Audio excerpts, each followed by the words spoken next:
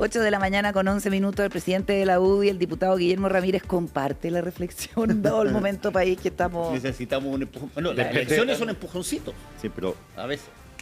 que te tiran a una piscina de cocodrilo, no sé si lo definiría como un empujoncito. Sí, no, una metáfora, una metáfora. Yo sé. Pero está buena la historia, vamos a reflexionar sobre eso. Bueno, y dado el momento político que estamos viviendo tan revuelto como podría ser una piscina llena de cocodrilo, de lo que tú quieras, exactamente, partamos por lo que va a ocurrir esta jornada, Guillermo, como presidente de la UDI también y como parlamentario. En el Senado se vota a las 10 de la mañana y a las 3 de la tarde por separado las acusaciones constitucionales contra los ministros de la Corte, Sergio Muñoz y Ángela Vivanco. ¿Cuál es la postura de la UDI respecto de ambas votaciones que en la Cámara de Diputados se votaron juntas? Sí. Bueno, las acusaciones constitucionales, el Senado tiene que actuar como un tribunal. Y al igual como ocurre con cualquier tribunal, que está integrado por distintos jueces, pueden haber diferencias de opinión. Lo que estoy tratando de decir es que en el caso del Senado, obviamente que no hay órdenes de partido, y aquí cada senador tiene que hacerse su propia opinión, su propio juicio respecto de si están los antecedentes suficientes como para aprobar la acusación o no. Ahora, en la Cámara de Diputados esta acusación se aprobó por una amplísima mayoría, más de 90 votos, más de 2/3 de los presentes. Y la verdad es que una aprobación tan masiva de esta acusación constitucional, obviamente que le da un cierto impulso que a uno le hace pensar que quizás va a ser aprobada en el Senado. Incluso hubo parlamentarios del PPD y algunos otros de gobierno que se preocuparon de aclarar en sus discursos que aunque la votación hubiese sido separada, igual hubiesen votado a favor de las dos.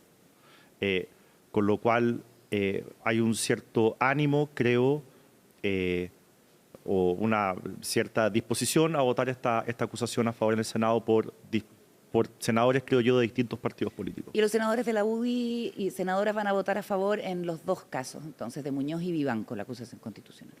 A ver, yo creo, de nuevo, es que yo no he conversado con los senadores porque aquí hay que dejar que ellos funcionen autónomamente. Conversé ayer con uno por otra cosa, le pregunté y me dijo, no, yo creo que la gran mayoría van a votar a favor, pero yo en esto no he querido ejercer ninguna presión. En el caso de Vivanco, la acusación se aprobó, la segunda, por la unanimidad de la Cámara, con la sola excepción del voto de la doctora Cordero. Entonces, eso también hace pensar de que en el Senado probablemente la acusación de Ángela Vivanco va a ser aprobada hoy día en la tarde con amplísima mayoría. Sí. Pero de nuevo, estos son suposiciones. Los senadores son muy celosos de no conversar este tema antes porque no quieren que después haya ningún tipo de razón para que alguien los quiera inhabilitar. Tú sabes que si ellos adelantan el juicio, sí, los inhabilitan. Entonces ellos son muy celosos de decir, no, estoy viendo, qué sé yo. Y claro, en privado alguno puede decirte lo que está pensando, pero la polémica ha sido súper clara. Se ha hablado incluso de aberración jurídica, de haber votado en la Cámara Baja la acusación constitucional contra 2 personas, y eso lo ha esgrimido en su defensa permanentemente, que también dice que en el caso del juez Sergio Muñoz se lo está juzgando por sus fallos.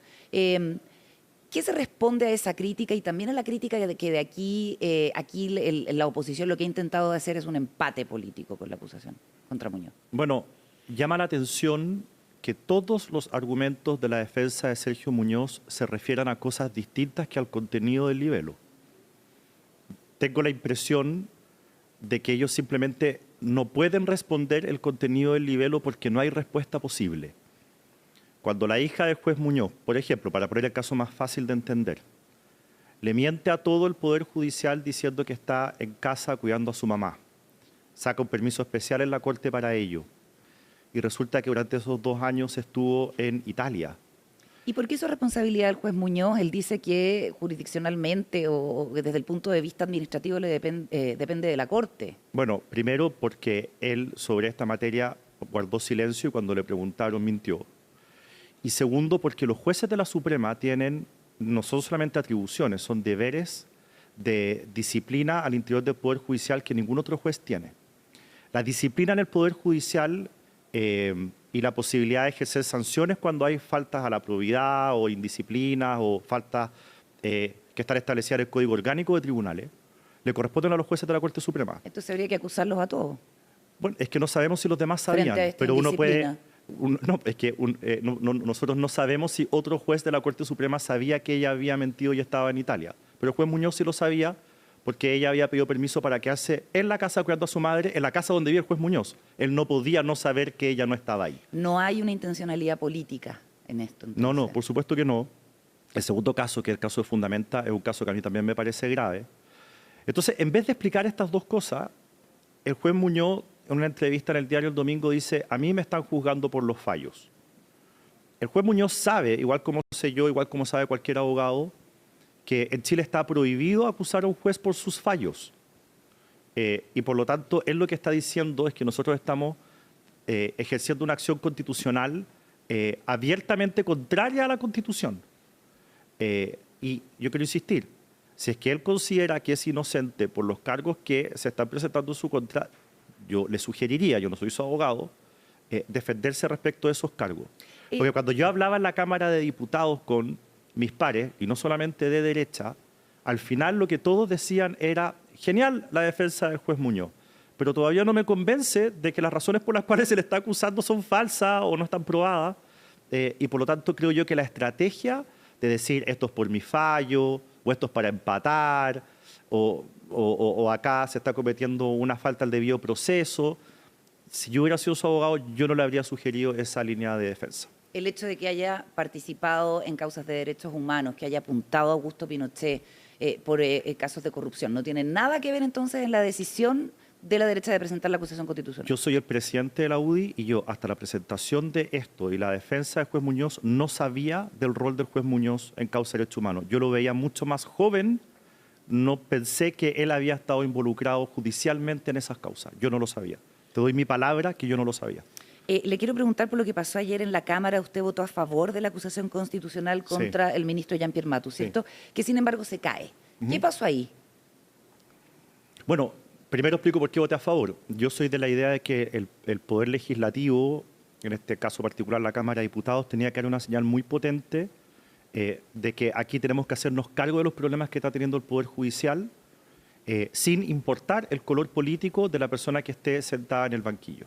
Entonces yo desde muy temprano tomé la decisión de que en la medida en que las acusaciones fueran admisibles, que es lo que revisa la Cámara de Diputados, yo las iba a votar a favor para que no hubiese sospecha respecto de que uno puede tener, en cierta forma, una consideración de orden político.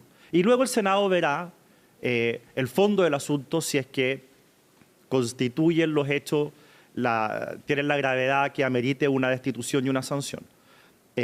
Y yo, por la razón por la cual voté, incluso en contra de la grandísima mayoría de mi sector ayer, fue justamente porque me parece importante dar la señal de que este no es un asunto político, sino que acá hay que dar una señal potente respecto de que lo que está pasando en el Poder Judicial es inadmisible y se requiere una limpieza. Ahora, a mí me habría encantado, perdona Fernando, con esto cierro, que la acusación contra Matus, Muñoz y Vivanco hubiese sido unánime en la Cámara porque las tres eran admisibles. Y que luego el Senado revisara el fondo del asunto y ahí determinaran si es que existían o no los delitos que se imputan. Ahora estamos conversando con el presidente de la UDI, Guillermo Ramírez.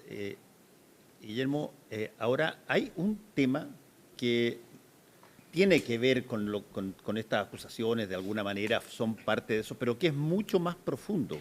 Y es que se ha dado cuenta, se ha revelado una situación en términos de nombramientos, en términos de la relación entre el Parlamento, entre profesionales de la abogacía y la judicatura, que para todos los efectos prácticos es absolutamente aberrante desde el punto de vista democrático. Y desde ese punto de vista, ¿qué se hace al respecto? Si es que están comprometidos los tres poderes. Bueno, hoy el gobierno va a presentar, y se va a dar cuenta la sala hoy, del proyecto de ley que contiene algunas reformas constitucionales, además, para modificar el sistema de nombramiento de jueces. Yo he tenido la oportunidad de conversar sobre los lineamientos generales, no conozco el detalle, por supuesto, lo vamos a conocer hoy a partir de las 10 de la mañana. He tenido la oportunidad de conversar sobre los lineamientos generales de este proyecto de ley con el ministro de Justicia. Y debo decir que dentro de esa conversación que tuvimos, a priori, estamos de acuerdo en el 90% de las cosas que se están planteando. Y por lo tanto, si es que esto se tramita con altura de miras y no con cálculo político, en esta materia, ¿qué es el cálculo político? La pretensión de algún sector político por secuestrar el Poder Judicial. Si es que no hay sector político con la intencionalidad de generar un sistema que pueda ser secuestrable, entonces esto se va a aprobar rápido y se va a aprobar bien.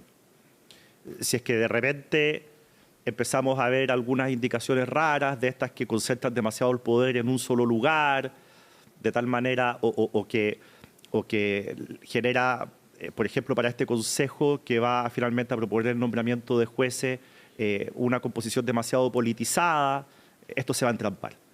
Y tenemos dos antecedentes que son interesantes. El de la primera convención generaba un Consejo de la Magistratura que tenía amplios poderes, que era altamente politizado y que, en mi opinión, era garantía de un sistema aún más politizado donde las influencias políticas fueran aún mayores y, por lo tanto, un poder judicial menos autónomo, menos independiente. Y eso hubo un sector político que lo empujó con fuerza y entusiasmo. En el segundo Consejo Constitucional hubo un acuerdo desde el Partido Comunista hasta el Partido Republicano respecto de un nuevo sistema de nombramiento. Y ese sistema era mucho más razonable y los juristas expertos en la materia, académicos, también valoraron ese esfuerzo y esa propuesta. Yo espero que lo que discutamos ahora en el Congreso se parezca más a lo que pasó en el Consejo Constitucional que lo que pasó en la Convención Constitucional. Que lo que pasó en la Convención. Estamos con el diputado Guillermo Ramírez, que es presidente de la UDI. Ya, la noticia es que usted está en un 90% de acuerdo con lo que ha presentado hasta ahora el gobierno. Con los lineamientos generales, porque no hemos visto lo que se presenta. No han visto el detalle. Sí. Oiga, solamente para terminar con este tema de las acusaciones constitucionales contra los supremos, así como usted no sabía que el juez Sergio Muñoz había fallado en causas de derechos humanos, ¿sabía que había fallado contra las ISAPRE? Desde la tercera sala. Sí, absolutamente. Es un tema candente que ocupó mucho debate el año pasado. El ministro Muñoz dice, me acusan porque he fallado contra determinados intereses. Es que yo entiendo que el ministro Muñoz tiene que defenderse. Pero usted descarta que esa sea la intencionalidad. Pero creo que una mala defensa, eso no es real. Y me parece, a propósito del debate que ha tenido el ministro Muñoz con el abogado, el rector Carlos Peña, yo cuando miré la entrevista, no sé si fue en Mercurio o la tercera, el fin de semana, en la tercera, básicamente lo que hace el ministro Muñoz es reivindicar esta idea de que el juez está para hacer justicia y no para fallar de acuerdo a la ley. Que no lo podemos acusar por eso, digamos, pero me parece una afirmación que era más bien un llamado a ciertos grupos de izquierda a que lo apoyaran. En la acusación constitucional. O sea, si tú me preguntas a quién le hablaba el juez Muñoz en la tercera el domingo, no nos estaba hablando a nosotros ni emplazando a nosotros por supuestamente querer sacarlo por sus fallos por las ISAPRES, digamos, sino que le estaba hablando a la izquierda, diciendo, apóyenme porque yo al final voto de acuerdo a estas ideas y no de acuerdo a la ley. Okay. Y eso la verdad es que me parece grave. Hablemos de lo que ocurre en la Universidad San Sebastián con estas transferencias de dinero millonarias que provinieron desde el Ministerio de Salud. Lo revela un reportaje de CIPER en el contexto de la pandemia, 3.500 millones de pesos. El diputado Andrés Celis va a oficiar al MinSal para que aclare esos contratos durante la pandemia y en el gobierno del presidente Sebastián Piñera. Consideremos que Arturo Zúñiga, que era subsecretario, y Enrique París, que era ministro de Salud, trabajan en la Universidad San Sebastián, lo hacían hasta hace muy poquito.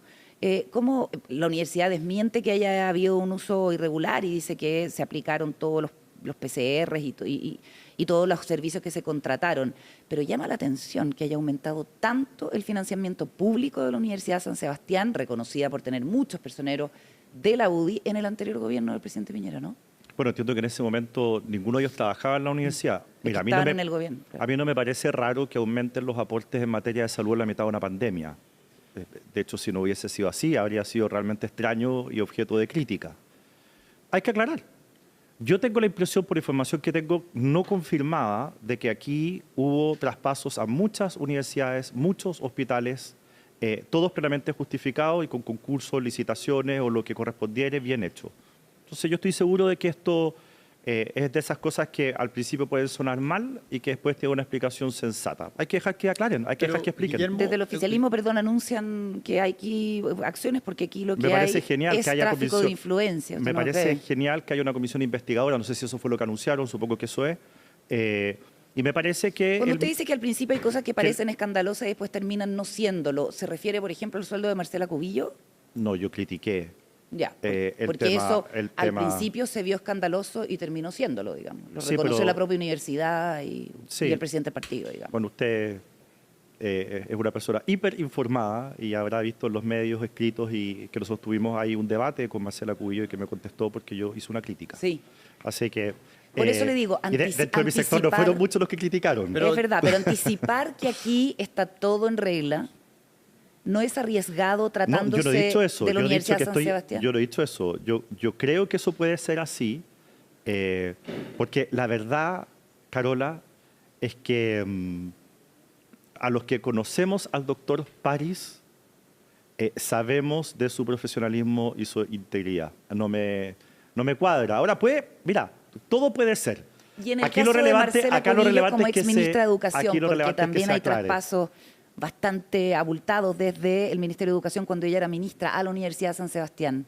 Bueno, pero eso entiendo que fue... También no duda de su honorabilidad como la Es del que yo ministro París. entiendo, pucha, me está devolviendo algunas semanas atrás y la memoria es frágil, pero entiendo que eso fue suficientemente explicado. Esos traspasos Ahora- que venían desde antes. Tratos Hay un directos. punto... Eso era, ¿no? Que venían desde antes, esa era la Sí. explicación, de mucho Hay antes. un punto, estamos conversando con el presidente de la UDI, Guillermo Ramírez, hay un punto, Guillermo, que es si tú quieres, el meollo de esta situación que tiene tenido que ver con las universidades y todo lo demás, que básicamente es una suerte de estándar que cuando las personas dejan de ejercer encargos políticos activos, son, y así se ha dicho, contratados por universidades con afinidad ideológica y los mantienen ahí hasta la próxima elección. ¿Qué tanto de eso se ha conversado en el mundo político y qué tanto de eso sientes tú que es real? A ver, que personas que han pasado por el gobierno después son contratadas en las universidades es una cosa que se da después de todos los gobiernos. A mí no me parece insensato, o sea, yo hago clase en la Universidad Católica desde hace 12 años. Si yo fuera dueño de una universidad o rector de una universidad, tener a un ministro que enfrentó exitosamente una pandemia como parte de mi cuerpo directivo o docente en la Facultad de Medicina me parecería un lujo. Y por lo tanto es de toda lógica, en mi opinión, que personas que han tenido cargos relevantes en ciertas materias, después las universidades sean apetecibles para las universidades en esas áreas. No me parece que hay nada de raro en eso. Ahora, en mi experiencia... Lo raro puede ser de que ese ministro efectivamente fue a hacer clases. No, lo que pasa, en mi experiencia, porque tú decías, se van a las universidades para volver después. En mi experiencia, en el 99% de los casos no vuelven después a la política, sino que se quedan en las universidades. En la academia. Sí, porque la academia es todo lo contrario a la política. No sé, yo he visto idas y vueltas, pero... Sí, pero no, yo te aseguro, el 99% de las personas se quedan, insisto, Guillermo, la academia es demasiado apacible, es segura, es tranquila, es déjeme fuera s- de las cámaras. Para una Sí. persona que tiene familia y que quiere estabilidad económica, la academia siempre es mucho más atractiva que la política. Estamos con Guillermo Ramírez, presidente de la UDI, diputado. Yo le quería preguntar por la revelación de la relación entre Manuel Guerra, cuando era fiscal, y con Luis Hermosilla y también con Andrés Chadwick. Hay querellas que se han presentado para ver el rol que tuvo en causas que involucraban a gente vinculada al mundo de la UDI, a financistas de la UDI. ¿Cuánto daño le han hecho estas revelaciones al partido?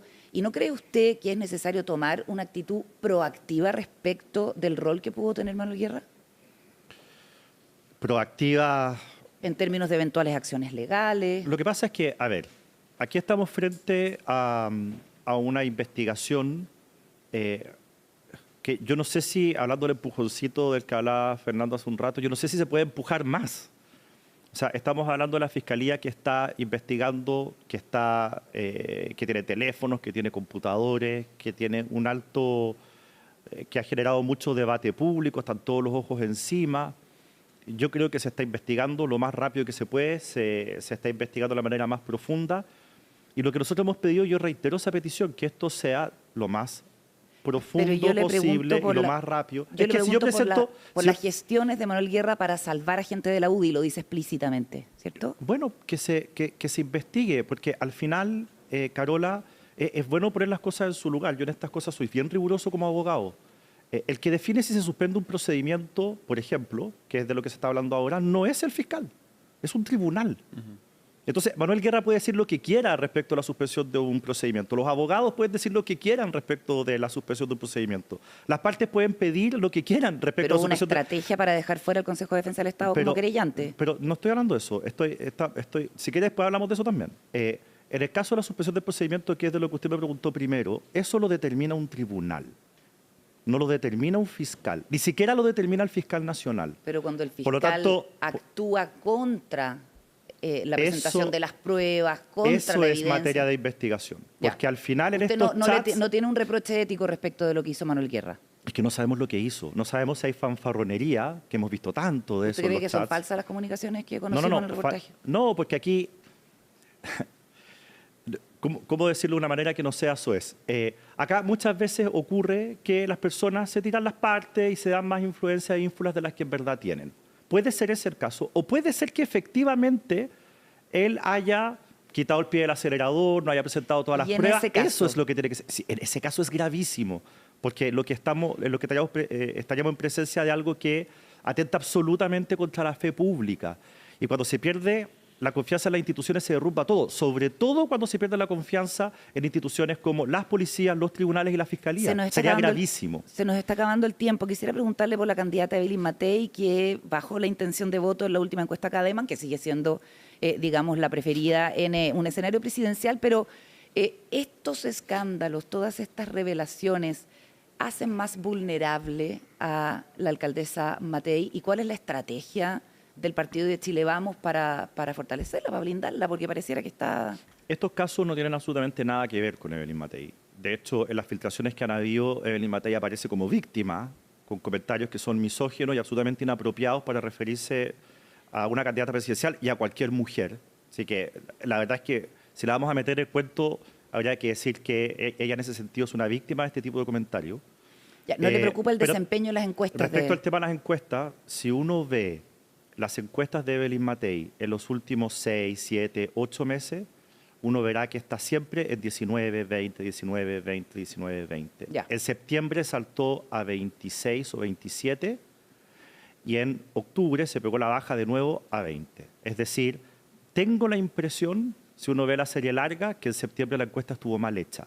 Ella se ha mantenido permanentemente en 19-20, 19-20, a diferencia de los otros candidatos que sí han estado bajando en la serie larga. Usted dice que la academia estuvo mal hecha en la última... Es que cuando se habla, por ejemplo, de que una encuesta tiene un 95% de confianza, significa que el 5% de las veces la muestra va a estar errada.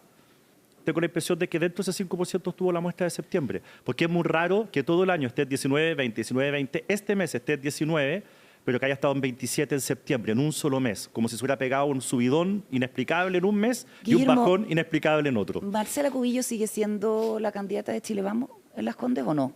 Ella es candidata independiente, nosotros desde el principio la apoyamos y no le hemos quitado el apoyo. Y no se lo van a... eso no ha cambiado. Eso no ha cambiado. Sigue ya. Y lo último que quisiera preguntarle, porque a mí me extrañó mucho, cuando Andrés Chadwick le presenta su renuncia a la UDI, primero, ¿fue una conversación presencial? No, Fue telefónico. Fue telefónico. Sí. ¿Qué le dijo y por qué usted se demoró 2 semanas en comunicarlo? A ver, me dijo que renunciaba al partido, me dijo, esto más o menos textual, que lo hacía porque las injustas imputaciones en su contra estaban afectando a Chile Vamos y a la UDI y él no quería que eso ocurriera más. ¿No le recomendó que hablara públicamente para no perjudicar al sector? Me dijo que, yo le pregunté, ¿y cuándo vas a comunicar esto? Y me dijo, yo no lo voy a comunicar, te estoy comunicando esto a ti y nada más que a ti, y te pido que no lo comentes con nadie más hasta que tú lo comuniques. Te pido que veas cuál es la mejor forma de comunicarlo. Ok, ¿Ya? yo corté, esto fue creo que un domingo, me demoré 9 días, no 2 semanas. ¿Ya? Esto fue un domingo, yo esa semana me fui a Estados Unidos a una reunión de partidos políticos de derecha. Me pareció que comunicar esto por Twitter no era la forma adecuada. Cuando volví quise comunicarlo el lunes en un punto de prensa que hubo que suspender porque nos citaron al CERVEL las directivas de algunos partidos. Así que lo comuniqué el martes. Y la verdad es que lo hice porque yo no quería hacerlo con una entrevista en un medio en particular o no quería hacerlo por redes sociales, sino quería hacerlo en un punto de prensa con todos los medios presentes, que fue lo que ocurrió en el Muy bien. Congreso, Sí.